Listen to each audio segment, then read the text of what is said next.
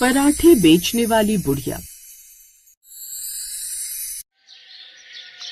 ये कहानी है सुमित्रा की, जो अपने बहू बेटों के साथ रहा करती थी। दरअसल सुमित्रा के 2 बेटे थे और दोनों एक एमएनसी में एज अ मैनेजर काम किया करते थे। पर पति के जाने के बाद उसकी दोनों बहुओं ने सुमित्रा की अब वो गत करनी शुरू कर दी थी, जो शायद एक माँ डिजर्व भी नहीं करती। ऐसे ही एक दिन सुमित्रा की बड़ी बहू नैना अपनी देवरानी कविता से कहती है, कविता देख, आज मैं रोहित के साथ बाहर जा रही हूँ, इसलिए माँ जी का खाना तू बना देना। लेकिन दीदी, मैंने आपको 2 दिन पहले ही बताया था कि मैं आज के दिन अपने मायके जा रही हूँ और मेरे साथ विवेक भी जा रहे हैं। ये जानते हुए भी आपने भैया के साथ बाहर का प्लान बना लिया। अरे जब आप बाहर चले जाएंगे और मैं भी अपने मायके चली जाऊंगी तो माँ जी का ख्याल कौन रखेगा? मुझे नहीं पता, बहुत टाइम बाद इन्हें समय मिला है और मैं ये मौका नहीं गंवाना चाहती। तू तो जानती है कि हमारे पति एमएनसी में कैसे मजदूरी करते हैं। इतने समय बाद उनको टाइम मिला है तो यार मैं घर में रहकर अपना दिन नहीं खराब करना चाहती। इस तरह दोनों देवरानी जेठानी आपस में बात कर ही रही होती है कि तभी वहाँ सुमित्रा आती है और दूर खड़ी उन दोनों की ये बातें सुन लेती है, जिस पर सुमित्रा एक लंबी सांस भरती है और अपनी दोनों बहुओं के पास जाकर कहती है,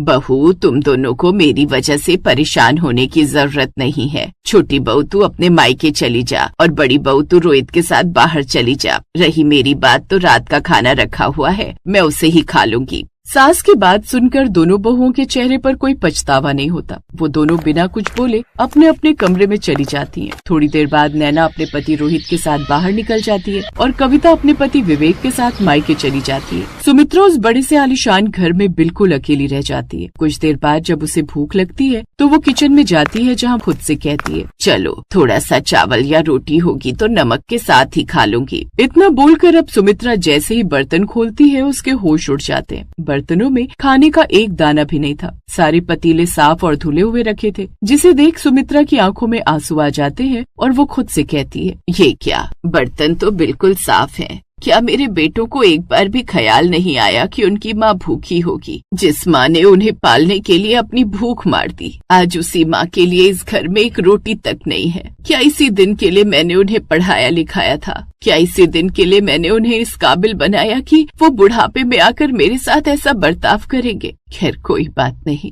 अगर मेरी जिंदगी में यही लिखा है तो यही सही। इतना कहकर बेचारी सुमित्रा वहाँ से चली जाती है। कुछ देर बाद सुमित्रा की भूख इतनी बढ़ जाती है कि वो भूख के मारे बेहाल हो जाती है। तभी उसके दिमाग में एक आइडिया आता है, हे भगवान, क्या करूं मैं? मुझे तो भूख लग रही है, खाने को घर में दाना नहीं और बाहर जाने को मेरे पास पैसा। अरे हाँ, इन्होंने कुछ पैसे मेरे नाम पर फिक्स करवाए थे और तो और मेरे जमा किए हुए कुछ पैसे रखे हुए हैं। एक काम करती हूँ, बाहर जाकर